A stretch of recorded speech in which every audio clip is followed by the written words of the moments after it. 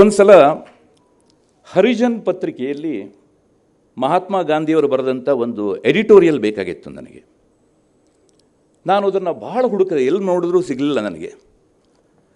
ಕೊನೆಗೆ ನಾನು ಉಜಿರೆಯ ಜರ್ನಲಿಸಮ್ ಡಿಪಾರ್ಟ್ಮೆಂಟ್ನಲ್ಲಿ ಕೇಳಿದೆ, ನಿಮಗೆ ಹರಿಜನ್ ಪತ್ರಿಕೆ ಬೇಕಾ? ಹಾಗಿದ್ದರೆ ವೀರೇಂದ್ರ ಹೆಗಡೆಯವರ ಸಂಗ್ರಹದಲ್ಲಿದೆ, ಅಷ್ಟೂ ಪತ್ರಿಕೆಗಳನ್ನು ಕೂಡ ನಿಮಗೆ ಕಳಿಸ್ಕೊಡ್ತೇವೆ ನಾವು ಅಂತೇಳಿ ಹೇಳಿದರು ಅಂತ.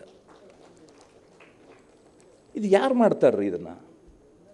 ಈ ರೀತಿಯಾದಂಥ ಅಭಿರುಚಿ ಯಾರಿಗೆ ಇರುತ್ತೆ ಅಂತ. ನಿಮಗೆ ಅವರ ಹತ್ರ ಇರುವಂಥ ಕಾರಿನ ಸಂಗ್ರಹ ನೋಡಬೇಕು ಅಂತ. ಪಯಣ ಅಂತ ಈಗ ಒಂದು ಮ್ಯೂಸಿಯಮನ್ನೇ ಮಾಡಿದ್ದಾರೆ ಅವರು. ಒಂದು ಸಲ ನನಗೆ ವೀರೇಂದ್ರ ಹೆಗಡೆಯವರು ಚೈನಾದಿಂದ ಫೋನ್ ಮಾಡಿದರು. ಭಟ್ರೆ, ನಾನು ಚೈನಾದ ಏರ್ಪೋರ್ಟ್ನಲ್ಲಿ ಇದ್ದೇನೆ, ಇಲ್ಲೊಂದು ಭಾಳ ಅದ್ಭುತವಾದಂಥ ಒಂದು ಪುಸ್ತಕ ನನಗೆ ಸಿಕ್ಕಿದೆ, ಆ ಪುಸ್ತಕವನ್ನು ನಿಮಗೆ ನಾನು ಪರ್ಚೇಸ್ ಮಾಡಿ ನಿಮಗೆ ಕಳಿಸ್ಕೊಡ್ತೇನೆ, ನೀವು ಅದನ್ನು ಓದಿ ನಿಮ್ಮ ಪತ್ರಿಕೆಯಲ್ಲಿ ಬರೀಬೇಕು ಅಂತೇಳಿ ಹೇಳಿದರು ಅಂತ. ನನಗೆ ಹಾಗೆ ಮಾಡಿದರು ಅವರು, ಆ ಪುಸ್ತಕವನ್ನು ನನಗೆ ಕಳಿಸ್ಕೊಟ್ರು ಅಂತ. ಅವರು ಭಾಳ ಒಳ್ಳೆಯ ಓದುಗ, ಭಾಳ ಒಳ್ಳೆಯ ಲೇಖಕ ಕೂಡ ಹೌದು.